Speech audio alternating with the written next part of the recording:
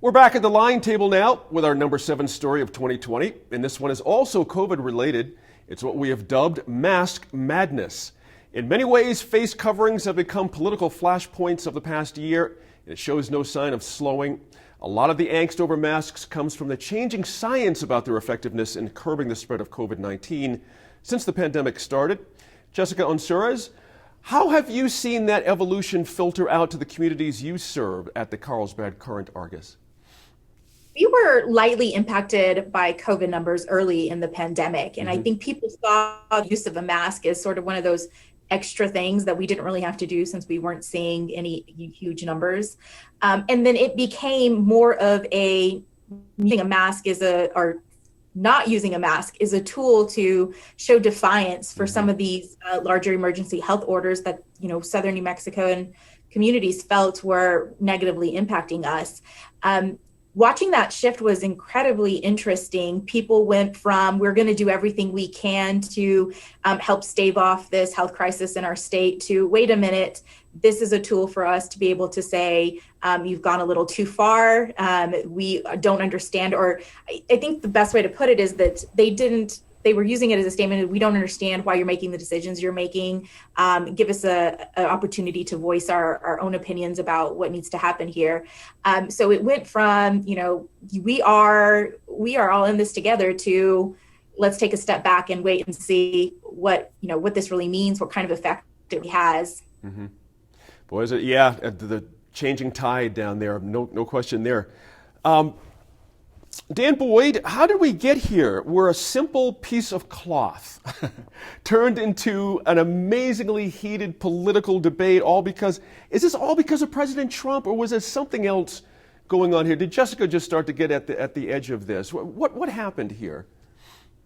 Yeah, I think there's several factors. I think some of it is a president who's been some of the messaging, and people listen to that, and it hasn't been a consistent message from national and state leaders. And I think too, you kind of mentioned it in the run-up, but initially masks weren't mandatory, and the science has evolved on that. And I think that's also contributed to, wait a minute, at first they were recommended, or first state health officials said they weren't necessary. And so I think, that has led to some confusion as well. But I think it's become a political flashpoint at this point. We even saw during the first special session this year of some legislators not wearing masks on the floor despite a rule. And that battle was kind of avoided, and they weren't made to wear them. But I think it's, for better or worse, it's kind of become a thing of resistance to some, and to others, it's just become part of the daily life. I think my 7-year-old son is probably better at I am than wearing a mask and just getting used to it. Yeah. And we're also worried that kids wouldn't be able to adapt. Remember that early on, that they wouldn't be able to do it. Julianne, interestingly, I just got to ask, is there a way to bypass politics here on this, or is it too late? Here we are at Christmas week. Folks are getting together with families. They're getting together like they did on Thanksgiving. Masks for some people, no masks for some others. Can the needle really be moved at this point? I think certainly humans have an infinite capacity to change their behavior. And the messaging that we're receiving from the science and medical community is not mixed messaging. The message we're receiving is, wear a mask, don't interact with another family, stay away from as many other people as you can. And none of that should be political or needed to be political. I agree that I think the messaging from the very top echelon of the government of the United States early on, I think those were some symbols that people took, but really it doesn't have to be that way. I think that, one of the things that has always resonated with me was that I wear this mask for you. That wearing a mask is about protecting all of the people around you. And so conversely, not wearing a mask is really an outward sign that you don't care about the people around you.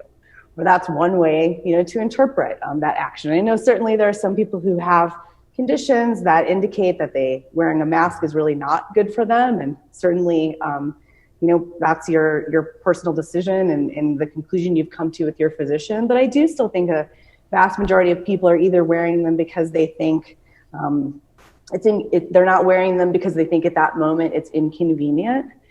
For example, if you live in a shared space where you're sharing a front entry gate or an apartment building entrance with other people, you might consider that to be an extension of your home. But if you're interacting with other people, that's still a public space. You should have your mask on from your car to your front door out of respect for the people around you. And I just don't think that's really that hard to understand. Joe Biden, or President-elect Biden, Andy Lyman, has said he wants to have folks masked for the first 100 days of his administration starting in late January. And I just got to ask, though, this idea that science doesn't matter, that we can ask these things, but there's science behind it. Is there a way to reignite some faith in science, some faith in logic, or some people can and some people can't? What's your thought there?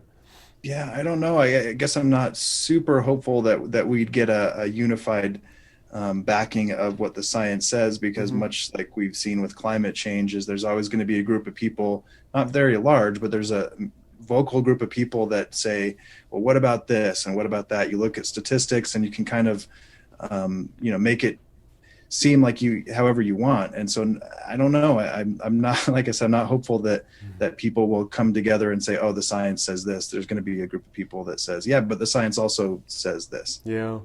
I'm going to wrap this segment, Jessica, with you. I'm curious, the hoarding situation that happened the first time around in the spring, did that happen in your part of the state as well? And is that still going on? These shelves, we saw just as much panic here as other parts of the state. There was no toilet paper to be had. There was no bleach to be had. Wow. You tried to buy more than 1 gallon of bleach and you were turned back around to put one back. Yes, it definitely happened. And it started happening with everyday household items. And then you saw that shift to things of import like meat, and the meat prices soared, and PPE and all of those items that you would need to help protect yourself for this pandemic. I don't think it was isolated to any one part of the state. I think we were all feeling the immediate message of, you're going to be stuck in your home for a while. You're going to be limited from what you can access. So stock up now. And now we reached our 6th biggest story of 2020. And let me just say, this is where the choices got really difficult. So many huge stories to talk about this year, but in the end, we went with COVID-19's damaging effects on schools and our education system. We already talked about the rise of Zoom, but Julianne, everyone agrees that virtual classrooms lead to pretty serious learning loss. The numbers are starting to come in now. How do you think the state has handled these difficult decisions about when to go back and how to do hybrid setup and all the rest? Well, I think it's become obvious that, keeping the students in remote learning situations as much as possible, for as long as possible, is the prudent decision. And we've seen that, pretty much across the state. Certainly in Santa Fe Public Schools decided early on to really limit the hybrid model and to keep, the vast majority of students at home for their remote learning. And of course, there are issues with that. The Santa Fe Reporter just did an interview that you could watch on our YouTube channel with the Capitol High School principal, Jamie Holiday. And she talked about, all the ways that the high school students are learning this new technology along with their teachers, and they're trying to retrain themselves about being disciplined for showing up for class and doing their homework. Another shift that Principal Holiday talked about is really the decision to standardize the online learning platform. Early in the pandemic, you saw Santa Fe Public Schools. You might have a student in elementary school and a student in middle school and a student in high school all living under your roof, and they're all using a different learning platform. And so kind of in the second stage of setting up the remote learning, you saw Santa Fe Public Schools switch everyone to the same platform. And, the teachers and principals say that was really a big help, and that was aimed at, just making things better for parents who are now trying to help their kids navigate a whole new world. So those are some of the issues. I think the other big connectivity issue is about people who still don't have internet at home. That's a lot of students in our district. I know in rural parts of the state, certainly that gets exponentially worse. So we've seen a lot of districts making partnerships with cellular providers to get hotspots in place. The reporter did a story earlier in the year with the technology director at the Santa Fe Indian School, who was really working on this for all the students in rural New Mexico, in Indian country, who have an even bigger challenge with connectivity. So we've seen there are thousands of new hotspots for students that are in use across the state. Will that be enough? And will that be a permanent change? I think those are some of the questions that still remain to be answered.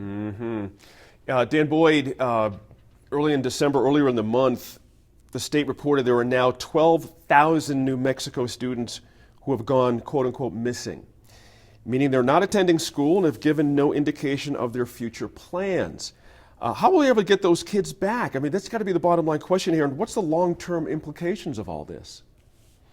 Yeah, I think that's incredibly troubling, and I would maybe give a little more pessimistic take on it than Julianne. And being a parent, I think certainly it's not for lack of effort on teachers and school administrators' part, but especially these kids who dropped off the map. I mean, whether it's they're being homeschooled, whether they're just not engaged at all in the education process, and I do think going forward, I mean, that's gonna take years to, or be impossible in many cases, to try and get those kids re-engaged. And then some of the academic losses, I think the Legislative Finance Committee had said that in some students' case, it could be a year's worth of lost learning and wow. kind of those academic, shortcomings. And I think that's going to take years to kind of try and remedy that. And, and I think the state's going to have to come up with a plan to kind of target extra funding, extra assistance, especially at some of these at-risk students, and try to get them back up to speed. And in many cases, these issues were already happening before, but at least with school, there was this place where kind of a safe place where they could get food, get some social kind of guidance and that kind of interaction. Jessica, Julianne mentioned connectivity issues, certainly, and no doubt your part of the state is dealing with that as well. And I'm curious if you think this might be what's been needed for a lot of years to get this thing really going about connectivity, especially in the rural parts of our state. Have we really finally come to that point where we say, guys, we need to have this everywhere now, no matter what it costs? We did interviews with incoming candidates in this year's election, and one of their major issues was rural internet connection. And they serve areas that are wide and vast and spread out. And, we are serving a community that is in relative poverty. So getting access to that is another issue as well. We were really very lucky in parts of our southern state. A lot of the school districts had indicated that they were already moving to improve or update their network in a lot of their schools. And that was a good place to start. But when you don't have access from home, that makes it all that more difficult. So we are talking about, and I think Dan kind of touched on this a bit, we're talking about thousands of students who just don't have the access needed to complete their everyday education. We were listening into Alamogordo Public School superintendent last night, who said every day when students are supposed to be in school, they're missing. They're saying truant, right? They're calling these students truant.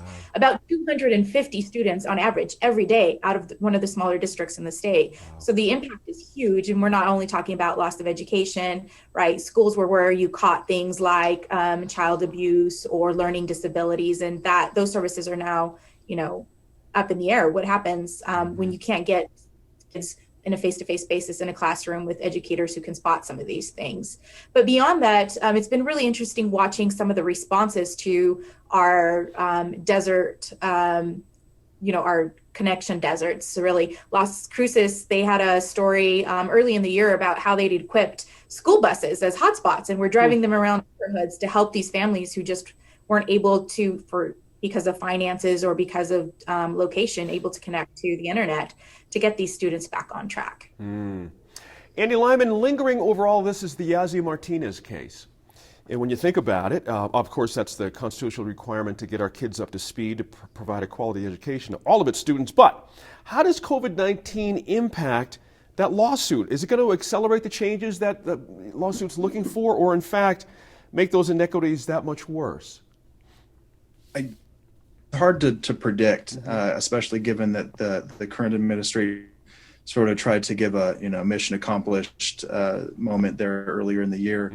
But I think it, among many other things in this pandemic, again, that kind of gets highlighted and refocused into our purview is that we can't just say everybody goes to school online, because we literally have a pending lawsuit or pending litigation that is, we have so many people who don't have those resources, whether it's broadband or even childcare, right? I mean, how do you make sure that these kids are taken care of while they're at home, maybe alone, trying to navigate their schedule? That's a very good point there. Very, very, very good point. Good way to finish. Hey, up next week on New Mexico in Focus, we wrap up our countdown with the top 5 stories of 2020. Let us know what stories make your personal list by reaching out on Facebook, Twitter, or Instagram. Thanks again for joining us and for staying informed and engaged. We'll see you again next week in Focus.